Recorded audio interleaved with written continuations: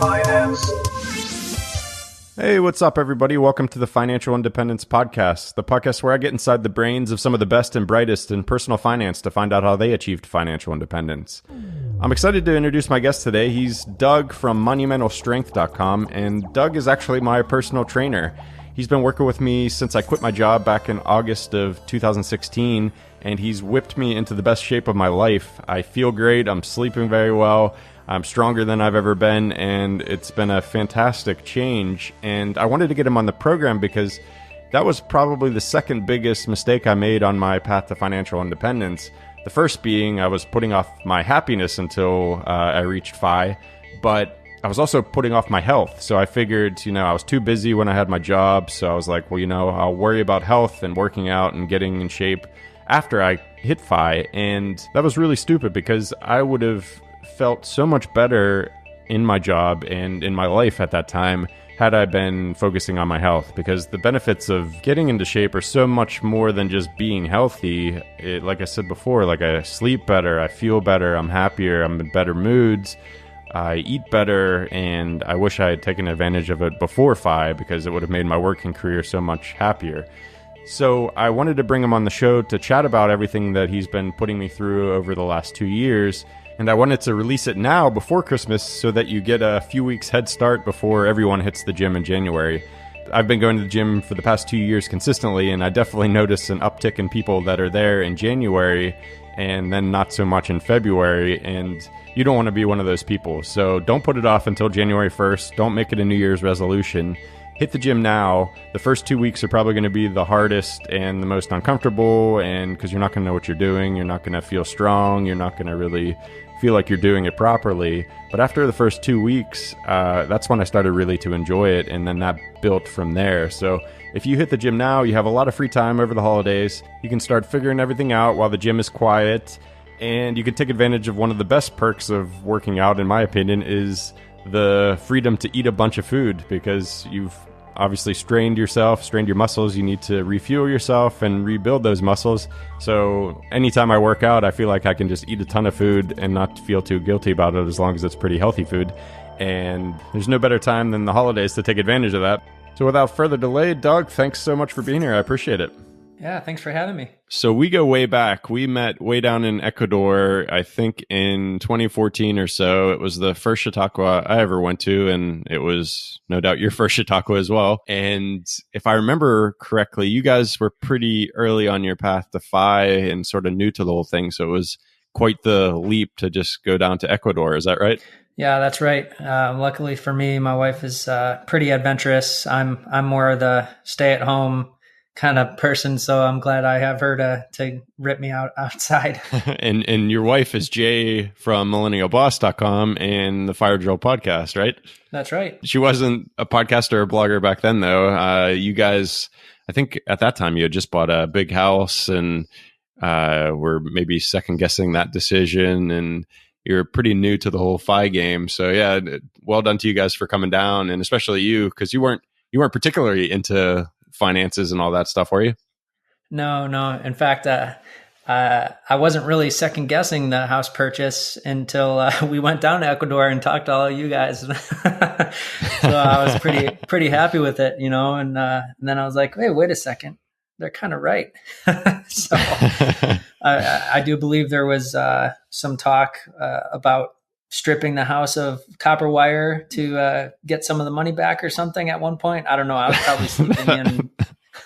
That's right. You were sleeping because you were training quite hard at the time, weren't you? For some event, maybe. Yeah. So I was training for a weightlifting competition, which is actually the last one that I competed in.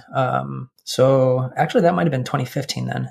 But it's called the American Open, and training pretty hard for it. And that was one of my kind of reservations to going down to Ecuador, was I was just a couple months away from the competition. And I knew getting down there, I wasn't going to obviously be able to train with weights or anything, especially like keeping with the same eating plan and all of that stuff. So, but it turned out fine anyways. So I made it, qualified for the competition and competed and all that. So.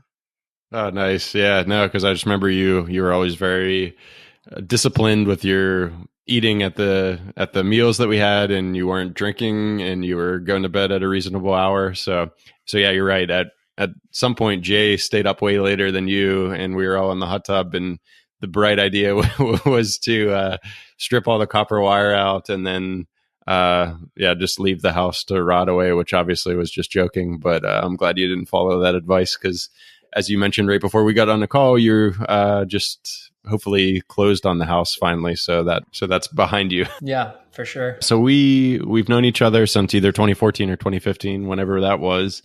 And during that time, you had offered to train me. And at that time, I was just a skinny, lazy computer programmer. And I had always thought that I would want to get into shape and get healthier and lift weights. But obviously there was loads of things that always came up that would get in the way of that. But I was like, all right, well, I'm going to be quitting my job soon, so I really need to take this seriously. And I took you up on it. And it's like been 2 years of you training me remotely through a really cool app. Yeah. Maybe before we dive into like all the meat of this episode, maybe give people just a little bit of a background in physical fitness, I guess. Sure. Yeah. So I have a master's degree in exercise science from Bowling Green State University. And, basically once I acquired that, I've had quite the privilege of working under some great strength and conditioning coaches, anywhere from private sector place called Athletes Performance, which is now called Exos. They work a lot with like tactical populations, NFL players, college athletes. And then I've worked at University of Michigan, the National Strength and Conditioning Association's headquarters. So I've spent about 4 years there as an assistant, and they work a lot kind of in the education side, but I worked in the performance center as well. So I kind of had my hands in both the education side, where I was able to actually have the opportunity to co-author a couple of chapters in a textbook, and then as well as training athletes out of there. Worked after that as a weightlifting coach. So in the sport of weightlifting, so what people would see on the Olympics, for example. So where, you're doing like a clean and jerk is the lift that's most known. And then now in my current roles, I'm teaching at Seattle University. So I started there and made it through a full school year, and I'm going into my second school year right now. Picked up a part-time job as a strength coach at a Division III school, University of Puget Sound here in Tacoma. So I'm pretty excited to get back into coaching as well. That's very cool. So all of that is to say you're way overqualified for getting my ass into shape, because at the stage I was in back when we met, it wouldn't have taken all that knowledge and experience to get me into shape. I just needed to get up and moving and actually working out. But it's been great so far. So maybe talk about what your thinking was when I did approach you, and we talked about maybe working together. What your focus was to get me from being a lazy guy that stares at a computer screen all day to actually being someone that can make some progress in the gym. Well, it definitely starts with the person that are working with. So like from my perspective, right, you came to me and basically said like, all right, I'm ready. So I think that's the first hurdle that people need to get over, is making the effort to, if they're working with someone like you were working with me, to actually come forward and say, I'm ready to go, let's do this. Versus most people make the effort and they might go into the gym, but then, it's a scary place. So getting through that door is really the first step, really getting in the car to go, because once you're there, like even myself, like I've been, lifting and training for probably half my life. So 15, 16 years. And even now, like I still have days where I'm like, oh, I don't want to go. Got so much going on, all this stuff. But once you're at the gym, then it's like, well, now I'm here. Like I have to work. So, you know what I mean? So it seems like a simple step, but once you do that first step, then you're kind of off and running. Yeah, I actually talked to James Clear, and he was working with somebody who wanted to start getting into shape. and he just started the habit of going to the gym, and he restricted it to only being allowed to be in the gym for 5 minutes. So it took all that other scary stuff away of like, what do I do when I get there? How do I do all these lifts? Am I going to be looked at? Am I going to be laughed at and things like that? It took all that away, and he just built the habit of getting in the car, getting changed at the gym, and then just like leaving pretty much, which obviously after doing that for a while was pointless because he wasn't really working out, but he developed the habit of just going to the gym, and that, it took out all the planning and how to get there and all the preparation. It got that into a habit. And then once he was there and was used to going, then he's like, all right, well, I'm here now, so I might as well just start working out, because this is crazy just coming for 5 minutes every day. Right. But you're right. It's a huge initial hurdle. Yeah, that's fantastic. No, in the way that I look at everything, I guess as far as the gym goes and training and all that, is everything can be put into a continuum or a progression. So, definitely just for in his instance, going to the gym and just changing or whatever, maybe he jumped on a bike for like 3 to 5 minutes and then left, whatever.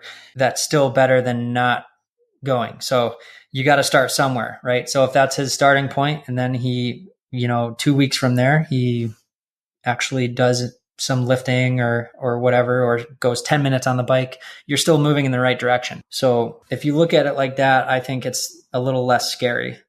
And in terms of someone, someone who's never lifted, say they want to learn how to squat, if they're working with a good professional, that person is not going to put them right to a barbell back squat.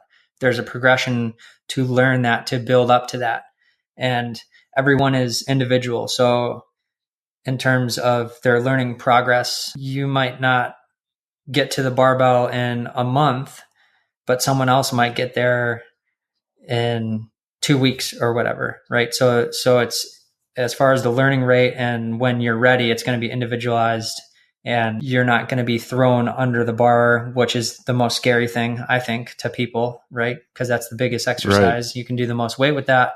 You might start on a bodyweight squat. And again, that's not a bad thing. It's just where you're at. Yeah, exactly. Let's talk about that progression, because it was interesting as being the person on the other side of it, seeing what you're making me do. And it was only until later that I realized why I think you were making me do the things that I was doing. Because at first you were easing me into these more complicated things like free weights and bars and dumbbells and things like that. Because when I first went in there, I was like, oh, these things seem so hard. And I was wondering why I was doing those versus just the machines, which are pretty easy to understand and you don't feel like you could hurt yourself. And I was wondering why I was being eased into this more difficult thing. And it was only later that I realized, oh, these exercises with a barbell, say, are working so many different little muscles in your body that a machine's just not going to touch, because you're trying to, in addition to doing the squat, say, your core has to be there to hold up your body to hold the bar and all these sorts of things. And it was only later that I realized that. So maybe talk about that progression, and if somebody is a beginner out there, what you would start with and what you would be trying to work towards and why. Yeah. So when I'm writing a program for someone, I would look at first, obviously, what is their background in terms of exercising? And especially if I'm working with someone remotely, like I was with you, where I can't be there with them to see what's going on. I always err on the side of safety, right? So in that instance, I would, whatever kind of workout I'm writing, whether it's like an all upper body, all lower body, or like a total body workout, whatever, I'm going to start with some body weight exercises first, and then progress that for, say, 4 weeks. And then from there, we'll go into lighter implements like dumbbells, that kind of stuff. So I'd use exercises like that to start someone out, just to err on the side of safety, because I wouldn't be there. Or even if I was there, I'm first using bodyweight exercises, but then I can assess, if I am there, what's their movement like? Because movement is going to come first. And when I say movement, I really mean technique, right? Or form, most people say. So once they have good technique and their movement is proper, then I would progress them into using external load. So dumbbells, kettlebells, that kind of stuff. And then from there, progress to like barbell exercises where you can load more and more weight on. It was a great progression because it was like, yeah, had I been put on dumbbells or even an empty barbell, like I just felt like I was so weak in so many areas that I could have just fallen over or fallen backwards or crumpled or something, just because like all of those supporting muscles that weightlifters have, I just didn't have any of them because I was, it was hard enough to sit up behind a laptop for 8 hours a day. Like that was like the extent of my strength. So yeah, it was a really interesting progression. Going back to those progressions, I'm progressing you in terms of safety and learning movements, but now think of it in terms of you are literally physically educating yourself to build a bigger and bigger repertoire of movements that you can perform, of exercises. Mm-hmm. So now, even if you get to an advanced point, you can always go back to those simple exercises like push-ups or bodyweight squats or pull-ups. Like those are never things that you're going to totally leave once you progress. You can always go back to them. You just have a bigger repertoire or basket of exercises to choose from now because you're teaching your body how to move in those ways. Right. But even like a curl machine, like where you're just sitting there and your arms are resting on this pad and you're literally just doing curls, I feel like I get such a better full body experience by like having a barbell that I'm doing curls with or dumbbell curls. Is there a difference? Is that all in my head, or is that actually a thing? Like these machines seem to hyper focus on one thing, whereas you could get a full better experience using dumbbells or barbells. Right. No, you're dead on there. So basically, if for the listeners, whenever you're sitting on a machine, right, and as you said, you're so focused on, say, like a seated machine curl or something, the only muscles that are going to be working are your biceps and maybe some stabilizer muscles in the shoulders or something. Whereas if you're standing, now you actually have to support your weight as you're standing. You have to balance. So you have all of your stabilizer muscles in your hips and your lower back is working and everything like that. So anytime you're using free weights of any kind and having to support the load throughout your body, you are using more musculature. So that means you're going to, even if you're doing a standing barbell curl, you're still going to strengthen to an extent some of those stabilizer muscles. And when those muscles are working, you're burning more calories. So if one of your goals is not only to get stronger, but to maybe lose some weight, lose some fat, that's going to be a better option than a seated machine curl. So that's definitely one of the benefits. And then, you can do like unilateral exercises. So working one side of the body, maybe like dumbbell lunges or something like that, to where you now really have to balance.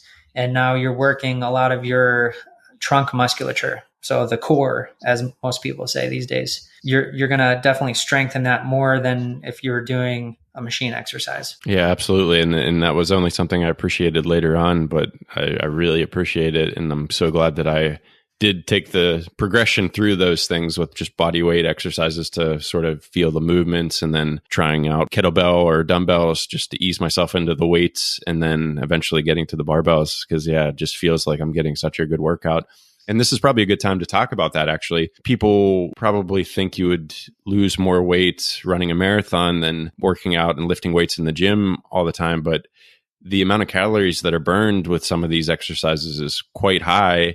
And lifting itself is an aerobic exercise to an extent. Is that right? In a way, yeah. I think what you're getting at is there's something called the EPOC, or it's EPOC. It's exercise post oxygen consumption. So basically, when you're lifting, especially when you're lifting heavier, it's shown that you're, hours after you've completed your session, you are burning more calories still than if you went on a run. And that's a big part of that is muscle tissue is active.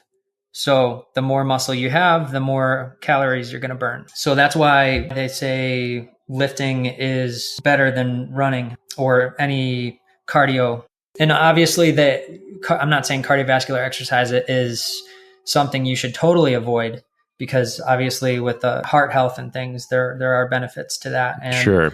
actually cardiovascular exercise helps with recovering in between lifting sessions. Yeah, absolutely. But yeah, it's definitely something. Even Jill, my wife, she ran the New York Marathon and she trained for, I think, 9 months to do that. And yeah, her weight didn't fluctuate much at all. And then it was just like a few months training with me in the gym. Her weight had dropped more than it did for that whole 9 months of working out. And yeah, she was toned and feeling great. So it was a very different experience, and not something she expected, I don't think, because you think you're going to run a marathon, you're going to get in the best shape of your life. But really, her body composition didn't change that much. Not that she needed to, but she was, just happier with the results from 3 months of lifting. Yeah. And like you said there with body composition, lifting is going to help a lot more with body composition in the end than cardiovascular exercises is, because again, muscle is active. And if you're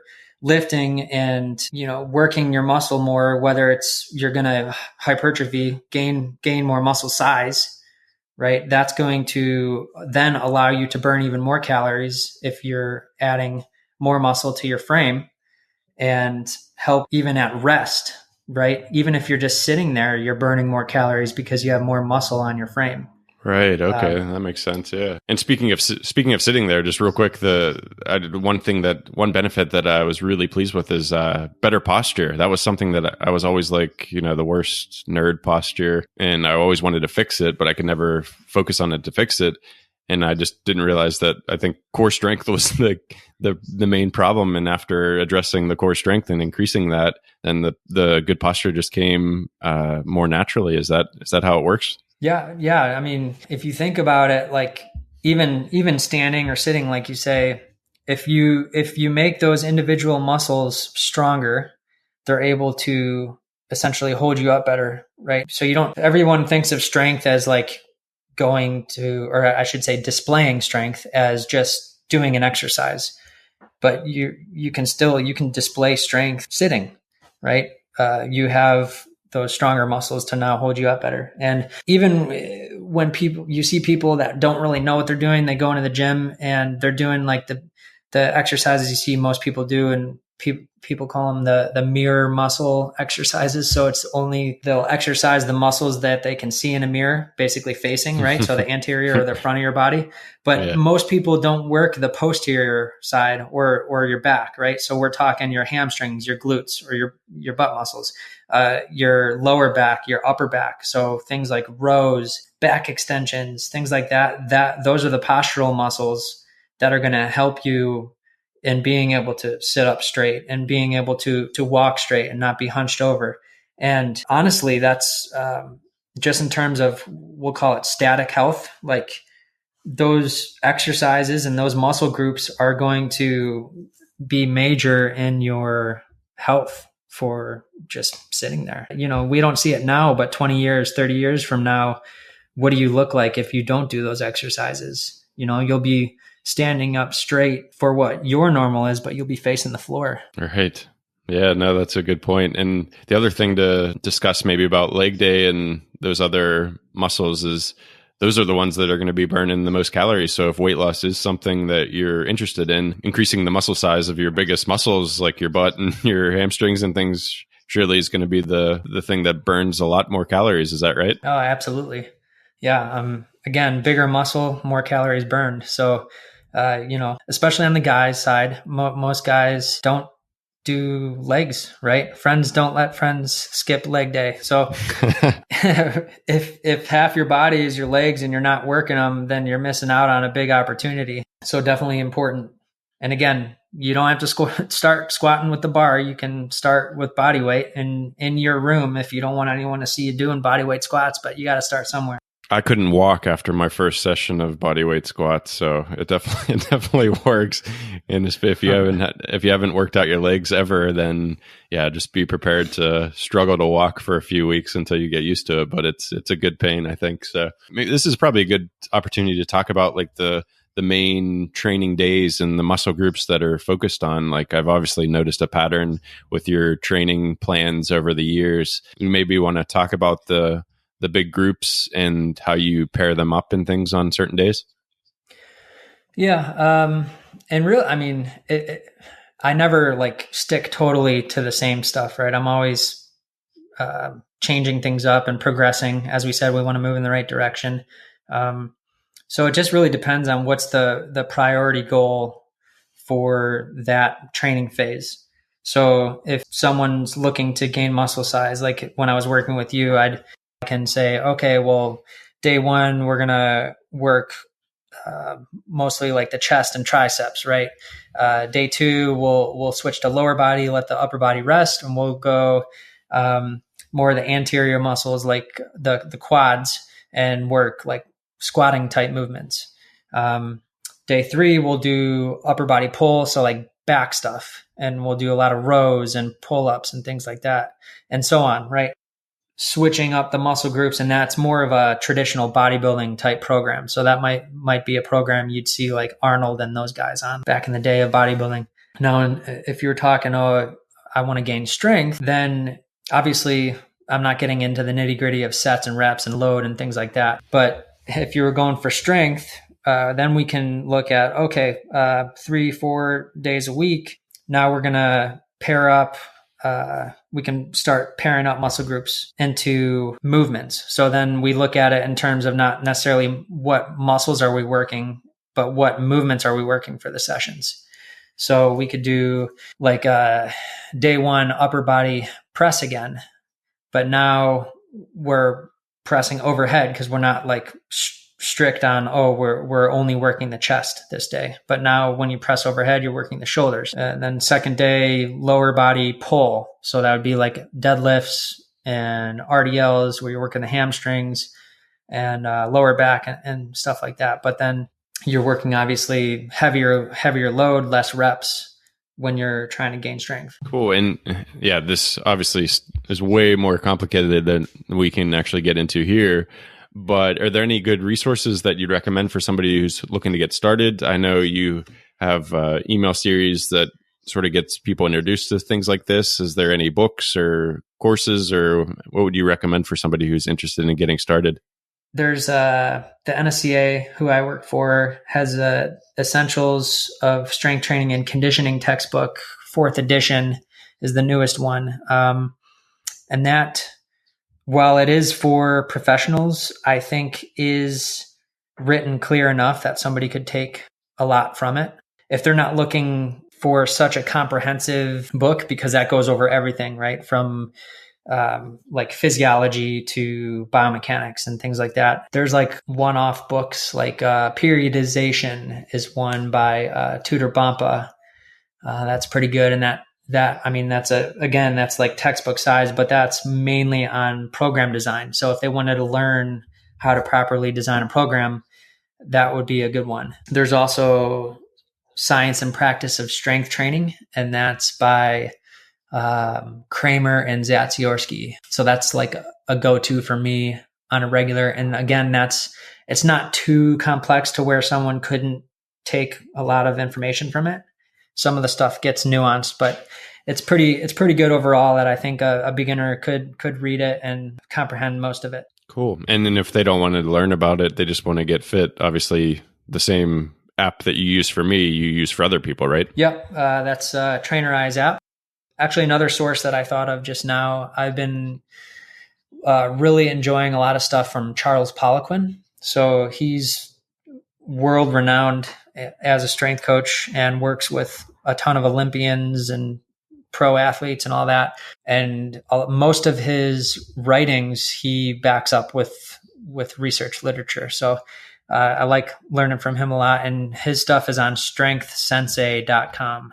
Cool. I will link to all that stuff in the show notes. And obviously I'll link to the Trainerize site for you as well, in case people just want to get you to do their programs, which I'd highly recommend because like I said, it's been fantastic. And I do love using the app as well. It's just so easy and just can get through everything in the gym and keep track of everything, which is great. I want to make a sort of a shift to the other important aspect of all of this stuff, which is diet. So you can go to the gym all you want, but if your diet's terrible, then you're not going to see any of the results that you want. So what do you focus on when you're thinking about what to eat when you're training and maybe weight loss versus strength building and muscle mass building?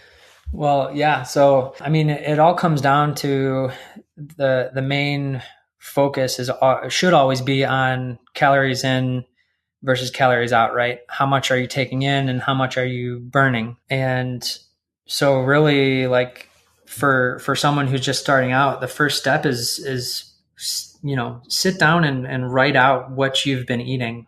Keep a 3 to 5 day log of your food and be honest with it. So not only what you ate, but what was the quantity or the amount that you ate, right? So I'm notorious for going through peanut butter like nobody's business. And actually, my buddy just sent me a 5-pound tub of peanut butter as kind of a joke, but also as a payment for helping him with his program. So, you can get carried away with peanut butter pretty quick. And I'll admit that I don't use any measuring with peanut butter, but I usually just say, oh, I had this many spoonfuls, whatever. But most people don't keep track or don't think about it. They'll just, especially if you're sitting down talking with someone and you're eating as you're talking to them, right? You lose track. So I'd say definitely number one thing that I try and focus on and tell people to focus on is just be aware of what's going in your mouth, right? And how much of it. And as simple as that sounds, that's a big one that is often overlooked and plays a huge role in body composition and obviously performance too, if you're on that side. Yeah, just like with money, you need to know where you're at with your net worth, and you need to know your incomings and outgoings before you can actually have a plan towards financial independence. Because if you don't know that stuff, then it's hard to build off of. So once you know what you're currently consuming, are there particular foods that are great for things like adding mass and obviously protein you hear a lot about? What is it that you tend to focus on if you're wanting to get to the gym and get stronger and get bigger? I'd say number one is red meat for sure, especially steak. Love steak, can't get enough of it. And just the amount of nutrients that you get from red meat are abundant compared to say like a boneless, skinless chicken breast. Okay. So another source that I like for information is Stan Efferding. So he just came out within the last year or two with his diet approach is called the vertical diet. So people can look up, I think it's just theverticaldiet.com. To be honest, I don't know a ton about the diet yet. I need to buy his book and read it. But he's big into sticking with just a handful of sources of food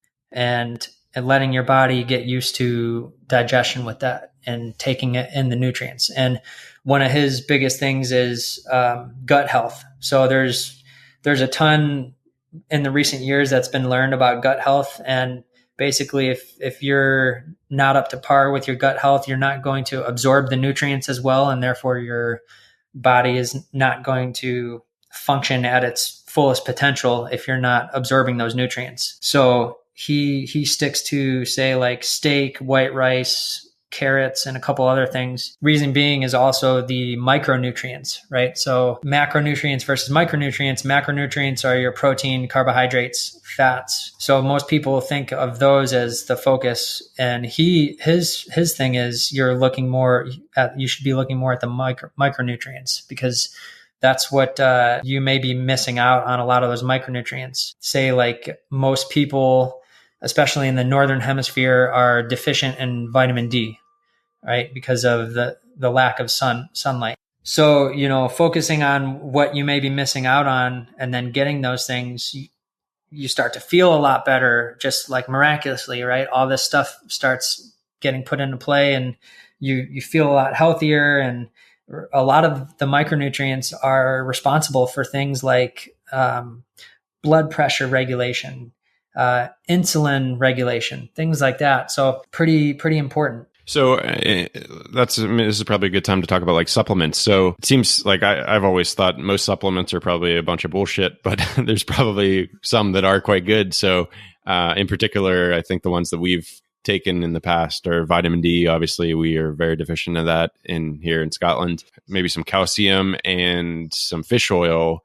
Are those good? Is it all depend on the manufacturer? Are there some that you would recommend taking and some that you would maybe not recommend taking? What are your thoughts on supplements? I've taken pretty much everything under the sun at one point or another, but really the last, I'd say 10 years, I've tried to stay away from most supplements and get what I need from food sources.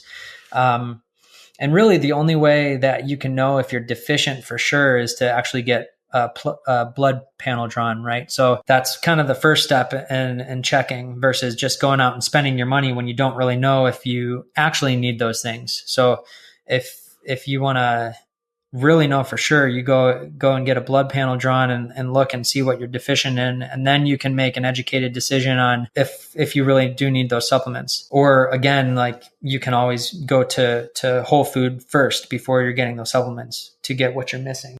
Cool. Okay. So I'll just run through like what I've been focusing on eating over the last little while, and you can tell me if I'm maybe deficient in something or if I'm on the right track. So usually doing like quite a lot of eggs. We're trying to eat some meat. I've been just eating a balance of, chicken and red meat. I've been doing a lot of Greek yogurt with nuts, almonds, with chia seeds, throw some fruit in there, peanut butter as well, just peanut butter, bananas, and then just a balanced dinner usually of, some protein source and then some brown rice and some, I don't know, maybe vegetables, potatoes, things like that. Trying to cook as often as we can of our own things so that we know exactly what's going into it. And that's pretty much it and then I've been doing a pre-workout protein shake because I've been doing intermittent fasting, which we can talk about as well after this diet discussion. But what do you think? Are those all pretty good choices? Is there anything I should add or anything I should take away? I mean, you could probably honestly add, I love avocados. So if you don't eat those, every couple days, I'd say that would be a good addition. Just for the healthier fats. Okay. In terms of calcium, like you said, you have your yogurt, but also most people don't know that almonds are a great source of calcium as well. And then your like green leafy vegetables, like say spinach is a great one for calcium. So because obviously if you want to build strong bones, and most of us should be thinking about ourselves in the future, again, that's kind of a pet peeve of mine, is not thinking about your health in terms of the future. Most people are just, what do I look like now? How am I performing now versus 30, 40, 50 years from now? What am I going to be like? So with things like osteoporosis, which is definitely a happenstance for a lot of people when they get older, because you're losing your bone mineral density as we age. You want to build that up as much as you can while you're younger. So you have, your maximum amount, you start at the highest amount, because we're all eventually going to lose our bone mass. So calcium plays a huge role in that. And lifting helps that immensely as well, right? Lifting, in terms of just physical stress to your structure, right? To your body, lifting is the best way to build bone mass. Hopefully people can see a recurring theme here with, this is important, and lifting helps with that. Yeah, absolutely. And we haven't even talked about like happiness and just mood and sleeping better. Like there's so many things that have improved in my life because of my gym routine that I'm so kicking myself for not starting this during my career. Like this was something I put off till FI, just like most things. Like it was like, once I hit FI, I can do this. And the benefits that I would have reaped from doing this back when I was pursuing financial independence would have been even greater because of the stress and all the other things that were going on when I did have a job, that I just kicked myself that I didn't start earlier, which is hopefully what people take away from this episode more than anything, is like, don't put off health and don't put off fitness until FI, because the benefits are just so many that we haven't even have time to talk about, really, and it's not worth waiting for. Definitely. So to chat about intermittent fasting briefly, that's something that I've only started over the last, 3 months or something, but I really, really like it for many reasons. It was already something I was close to doing anyway, so it fits into my eating schedule and my habits. It's made life a lot easier because there's less meals that I need to worry about. I also feel like I can just eat as much as I want during the feeding window, just because I'm trying to maintain the same level of calories. So I'm able to eat as much as I want. What are your thoughts on intermittent fasting? Well, I definitely like it. I've gotten out of it a little bit lately because I was trying to put on a little more mass. And obviously, if you're going extended times without eating, that's not going to help necessarily with gaining size. But people would be surprised in terms of strength. I did it for years consistently and was still able to break some personal records, some PRs of mine in the gym while doing it. So it doesn't really negatively impact strength as much as you would think. And I haven't read into any of the research in quite a long time, but back when I started it during my master's degree, again, it fit my lifestyle. Like you said, I was doing my master's degree. I was at school or in the gym working either with people lifting or training, or I was in the office working on my thesis or whatever. And it was like, super busy, can't be bothered by eating. And it's kind of nice to not be, I'm sure everyone out there has been like, okay, I just ate breakfast. Hey, what's for lunch? Like, you're preoccupied with food that it's kind of in the back of your mind, and it's almost like a hindrance to whatever you're trying to do with the work you're doing. Right. So if you don't have to be preoccupied with what's the next meal and you can focus more, then, that's a huge win in my mind. So, and then in terms of just some of the benefits that I've read about with it, and they've done, as far as the studies I've seen, rat studies, and where the longevity of the rats that were put through fasting, the longevity of their lifespan was increased quite a bit. So you got to look in terms of calorie restriction has been shown to actually increase longevity in mammals. So I don't know if I haven't seen any human studies, but I'd care to bet it's at least partially beneficial. So that means someone might want to try it one day a week. You don't have to do it every day, but just try it out. And then in terms of, again, going back to like daily schedule, things like that, I think it just helps with, again, not being so preoccupied with stuff. And, most people get cranky and stuff when when they've missed a meal or something. I think it helps with getting used to missing meals from time to time and not being so freaked out about it, right? It's not the end of the world if you miss a meal. Oh, absolutely. Yeah, no, Jill's found that because she used to get really like shaky when she was hungry and always had to have meals at set times. But when she started doing the intermittent fasting, she feels like she doesn't get that shakiness, even if she's missing, if she's taking 20 hours in between eating. And it seems to have changed not only how she deals with not eating, but her body's reaction to not having food. Right.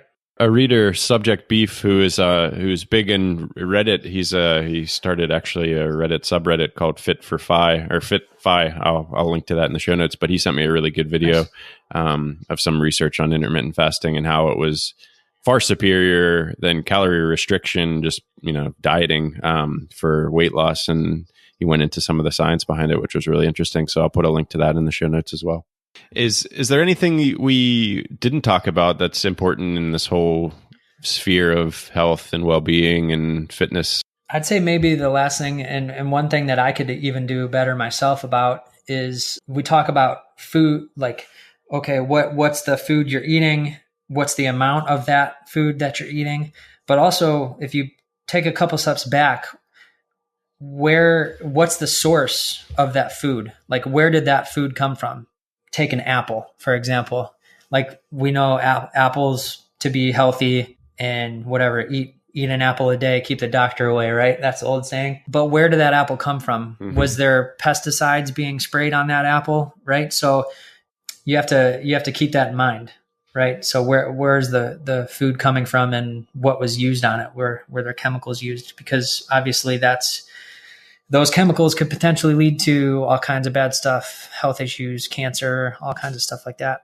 So how do you find the good foods? Do you mostly buy organic? I do. I mostly try to buy organic.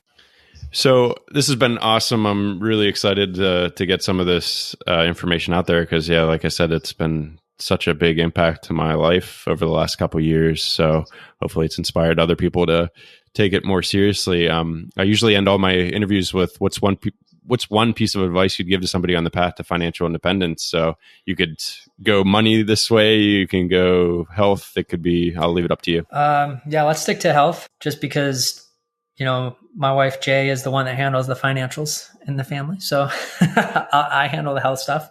And I'd say, when someone does reach that point when they retire, but of course we talked about not waiting, don't wait, just jump right in with 2 feet and get into healthier habits. But especially when they do become retired and they have all that extra time, don't get too overwhelmed by all this stuff because there is a lot of smoke and mirrors out there in the health world. And, as we mentioned with the progressions, don't be afraid to just start somewhere, start small. Certainly reach out to a professional if you feel uncomfortable starting yourself and don't know what to do. Like definitely you can, Brandon, you can share my email and people can reach out to me, but start somewhere and, realize that if you don't have your health, then what do you have? You could have all that money that you just worked on building up and you've just retired early. But if you don't have your health, you can't enjoy it the same way. Absolutely. Right? Yeah. So that's always the starting point for me. And I know I'm kind of biased because I'm in that profession, but to me, that's the most important thing.